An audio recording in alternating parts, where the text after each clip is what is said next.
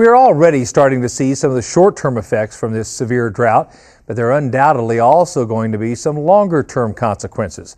Here in the studio for more on what cattle producers should be aware of is Duane Lentz, Manager of Operations and Analyst Services for CattleFax.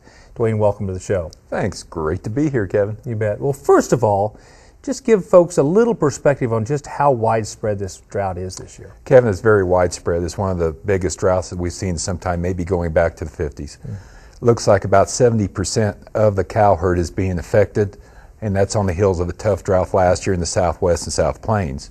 Additionally, nearly all the corn crop is being affected as well, which has other ramifications for our industry going forward. Tell us what you think that means, at least in the short term. For the different segments, cow-calf, of course, they're having to pull calves. Stockers are having to pull stockers early, so they're not getting the full benefit of the weight gain that they would typically have.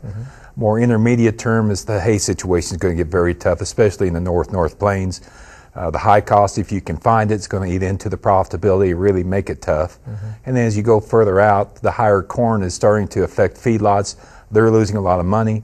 Once you buy the feeder cattle or the calves, next big cost is grain. You can't pay as much for grain, you roll back and have to pay less for your feeder cattle and calf. So the cow-calf producer is getting a double whammy as far as lower prices now and higher cost. And the feedlots are going through some extreme losses that they're going to have to try to figure out going forward as well. Yeah, amazing the difference that 3 or 4 months can make, isn't it? Oh, geez, yeah.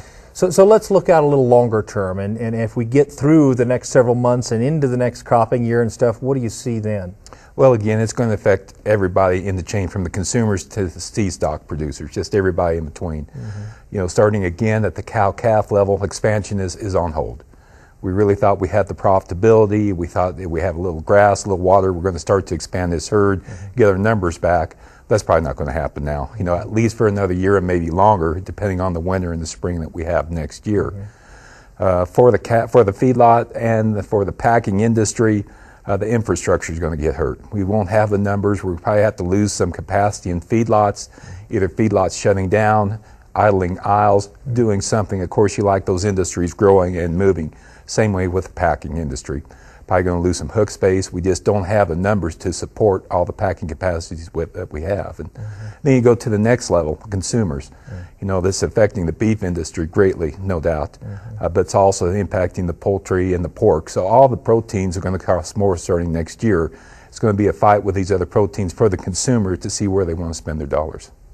One thing's for certain, there will be uncertainty moving forward, right? Oh, well, yes, it's going to be something to see, I'm afraid. Yes. Thanks for coming. Thanks. For more expert information and analysis about the drought, visit CattleFax.com.